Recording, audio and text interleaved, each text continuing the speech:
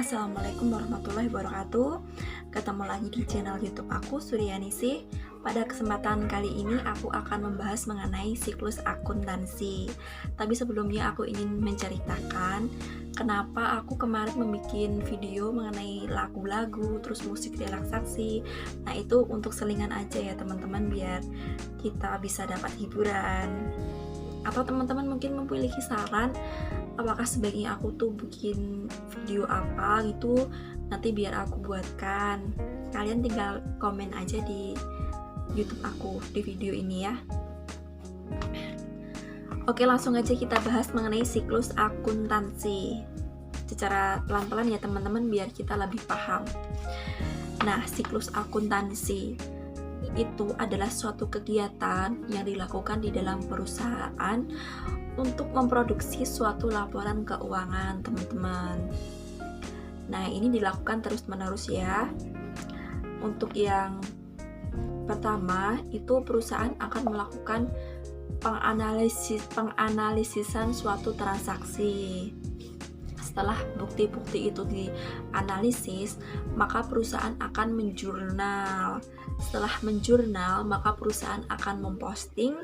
Setelah memposting, maka perusahaan akan menyusun laporan keuangan. Nah, ini secara umum ya teman-teman. Kalau yang secara khusus lebih dalam itu kayak gini.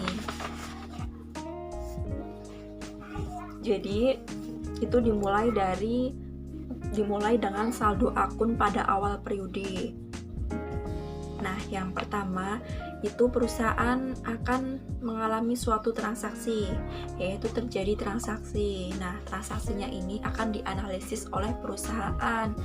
Apakah itu termasuk transaksi apa gitu. Lalu yang kedua, perusahaan akan membuat suatu jurnal transaksi. Setelah perusahaan menganalisis atau perusahaan mengidentifikasi, maka akan melakukan jurnal. Dan yang ketiga, maka perusahaan akan mempostingnya ke dalam buku besar sesuai dengan masing-masing akun ya teman-teman. Setelah perusahaan ini memposting ke dalam buku besar, maka perusahaan akan melakukan kegiatan yang keempat, yaitu terdiri dari dua. Yang A, menghitung saldo akun yang ada di dalam buku besar, dan yang B, itu menyusun daftar saldo atau neraca saldo. Setelah nomor 4, lanjut nomor 5. Yang A, itu mencari data penyesuaian dan memprosesnya. Jadi nanti akunting yang ada di dalam perusahaan itu harus mencari data-data apa aja yang harus disesuaikan dan akan memprosesnya, yaitu di B ini ya teman-teman, yaitu membuat jurnal penyesuaian. Setelah accounting perusahaan ini membuat jurnal penyesuaian, maka akan membuat neraca lajur. Tapi ini opsional ya, pilihan. Kalau perusahaan ingin cepat-cepat membuat laporan keuangan, maka perusahaan harus dapat memilih membuat neraca lajur biar cepat bisa melakukan pembuatan laporan keuangan. Dan yang selanjutnya, yang keenam, yaitu membuat laporan keuangan. Dan yang ketujuh, memposting jurnal penyesuaian ke akun yang ada di dalam buku besar. Yang ke-8 ini ada dua. Yang A, itu menghitung saldo akun setelah penyesuaian yang ada di dalam buku besar. Nanti itu dihitung saldonya ada berapa. Setelah dihitung, maka perusahaan akan membuat daftar saldo atau neraca saldo setelah penyesuaian. Yang selanjutnya yaitu yang ke-9, itu ada 3 kegiatan. Yang pertama yaitu A, membuat jurnal penutup. Yang B, setelah membuat jurnal penutup, maka akan diposting ke dalam buku besar. Setelah diposting, yang C itu menghitung saldo akun setelah penutupan. Ini dilakukan di dalam buku besar.